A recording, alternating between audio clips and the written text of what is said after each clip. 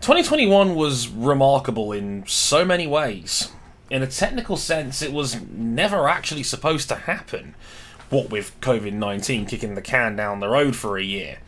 And in this imaginary year, the final send-off for this generation of the V6 Hybrid produced arguably the greatest title fight in Formula 1 history. Even if the finale ended up more like a game over page from one of those choose-your-own-adventure novels more than an actual decider.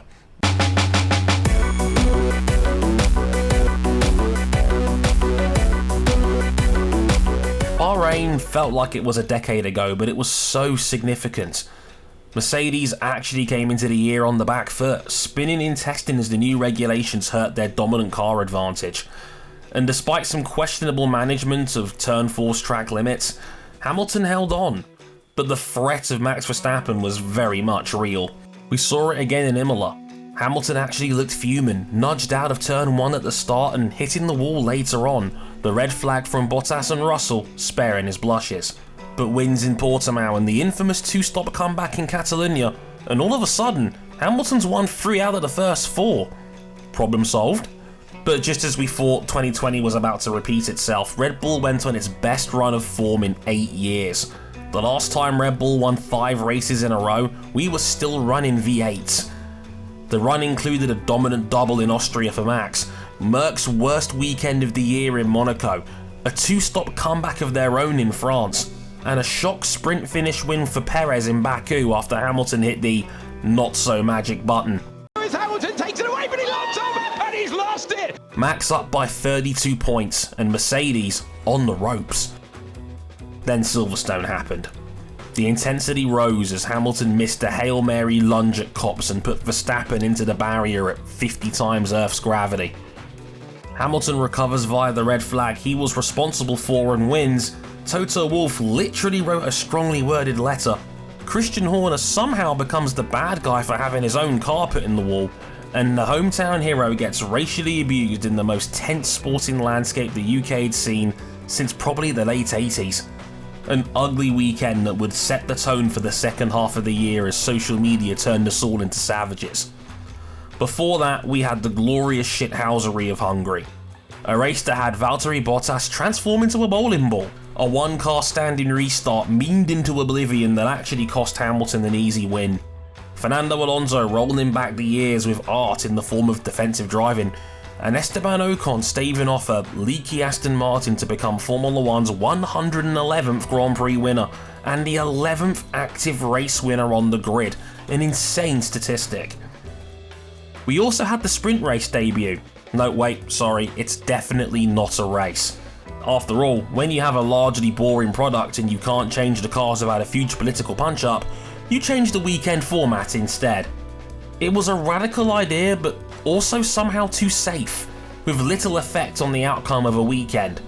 But when you thrive on a hardcore audience that will definitely watch something meaningful over a practice session, it's a change we're going to have to get used to, whether we like it or not. Belgium after the break was an act of God that in itself created miracles. The bare minimum required to constitute a race, a 4-hour marathon of just 3 laps, and a force majeure from the man upstairs desperate to get something going. Remember that, it becomes important later. George Russell, the running joke about a Williams that couldn't score, was blessed with the most unlikely of podiums, beating the world champion to do it. Spare a thought for the fans who only get a prize draw to compensate for the awful weather. The season's only 1-2 finish came from McLaren at Monza of all things, and it wasn't even a fluke either. Daniel Ricciardo set it up on Friday, made the most of the sprint to get 2 clean starts, and had a McLaren that couldn't be passed in a straight line. A small ray of sunshine in an otherwise cloudy season. A shame it'll be forgotten about as a sausage curb and 2 men who really should know better played a dangerous game of chicken. The result? A bonk on the head, and Rule 34 going viral on our Twitter feed. And it's hard not to talk a little bit about Lando Norris, who was second in that race. An exceptional season headlined by a rare, brilliant race in Sochi. Lando survived the onslaught of Hamilton until the rain came down. A brave but ultimately costly decision to stay out, costing him a chance at his own first win. It was a microcosm of his brilliant season, hammering away excellent results, keeping up with Bottas and Perez for most of the year, but still showing he has room to improve. But smacking Daniel Ricciardo about in year 3 of your career is nothing to scoff at. But even with Lewis stealing a win, he never really looked like getting. The rain let an engine-taking Verstappen sneak back into second. One of the great comebacks of the year somehow fell under the radar. By now, Mercs were pushing their power units to the limit to try and make gains on Red Bull. Max held firm with 2 superb wins in North America. Passing both Mercs round the outside into turn 1 in Mexico was the move of a world champion. But just when Max was looking like he was going to run away with it again, the season got nasty. Despite the rear wing penalty heard around the world, Hamilton used a cheeky extra sprint, a fresh engine, and some exceptional racecraft to lead one of the great comebacks in F1 history. 20th to 1st, and passing 24 cars to do it. All while Max Verstappen dabbled in the dark arts of racecraft. Did he leave the track and gain an advantage? Absolutely. Not his fault the stewards didn't want to intervene. Until they did in Saudi Arabia. A mess of a track producing a mess of a race. The drama of 3 standing starts, Verstappen blatantly going over that line, and a brake test that shocked the world as Hamilton won at Verstappen's sloppiest weekend of the year. 21 rounds down, 1 to go, and both men on 369.5 points each. Nice. Only the second time in 71 years of F1 history that the title contenders were tied going into the final race. The ending? Well, you've probably already read 1,000 opinions on it. Mine is pretty simple. Race director Michael Massey changed his mind with 2 laps left and broke the sporting regulations to guarantee a last lap decider under green. Article 15.3 essentially allowed him to god mod a finish.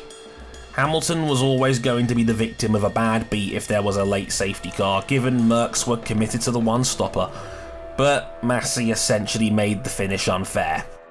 Now, Massey doesn't make every call as much as F1 Twitter would have you believe, but between him and the rotating panel of stewards, decisions were made throughout 2021 to clearly benefit the show.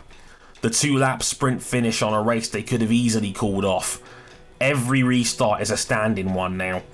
Trying to get a race done in Belgium. The inconsistency of rule enforcement and the confusion that came with it.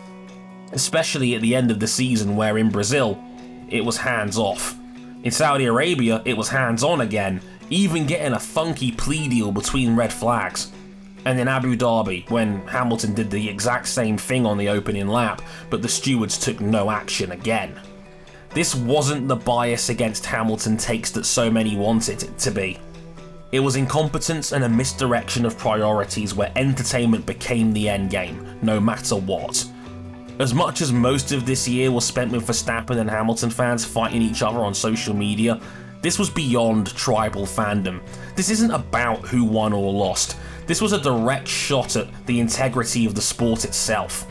If you truly love this sport, that should be your number one concern, not who the victim just so happened to be. It could be Nikita fucking Mazepin and I'd be just as concerned about it.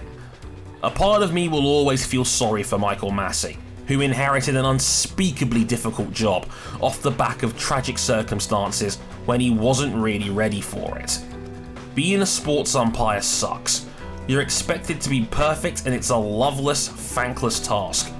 Anything less and you will incite the wrath of angry fans who think they know better than you. Even more so when their conversations are broadcast for the world to hear.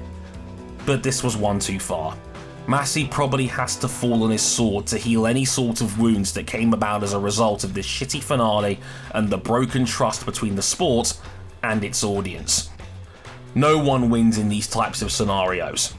Max Verstappen doesn't deserve the asterisk treatment. This wasn't his fault. Red Bull was always going to take the aggressive option with strategy. Given after lap 1, they had nothing to lose. And overall, he was incredible this season. 10 pole positions, 10 wins, 18 top 2 finishes this season, the most podiums of all time. On any level, he's a worthy champion, but through no fault of his own, many will taint his title based on the final lap of a 22 race season, and I think that's unfair. And without doubt, Lewis Hamilton was unlucky as hell and robbed of at least a chance of a fair fight. He'd have been just as worthy a champion if he'd have crossed the line first, and I applaud him for taking a heavy defeat with such dignity and grace. We the fans lose the horror of witnessing a manufactured finish. It's like when Tennant's Doctor on Doctor Who becomes the Time Lord victorious. It's a heel turn that, while thrilling, makes you feel deeply uncomfortable as he played God to change a fixed moment in time. If anything, it's ironic, with the sport trying so hard to chase the golden carrot of new fans to fit the reality TV era of sports watching. It's alienated everyone with an ending straight out of the WWE. I hope we can look back at this and laugh a decade from now, but we'll have to wait and see how this one ages. Just below the title fight, a lot of great stories were told. Ferrari very quietly went about their business and climbed back into third. Charles Leclerc didn't get the set of results that leapt off the page, but it was great to see Carlos Sainz finally get some rub after years of being Mr. Underrated. Pierre Gasly doubled down from 2020, with his best ever season, cracking 100 points, getting on the podium again, and punching AlphaTauri well above its weight. Alpine became a likeable team with Ocon and Alonso combining brilliantly at times. Hungary and Qatar are outstanding. Ocon reminded the world of the class he showed in pink, and Alonso, even at age 40, proving there's life in the old boy yet. Yes, I know Abu Dhabi will leave a bitter taste in the mouth, but I hope it's not completely damaging of the bigger picture. 2021 was, for me, one of the greatest seasons ever, even with the dodgy ending. See you in March for a brand new era of Formula 1. Oh, and don't worry, I know you'll be back.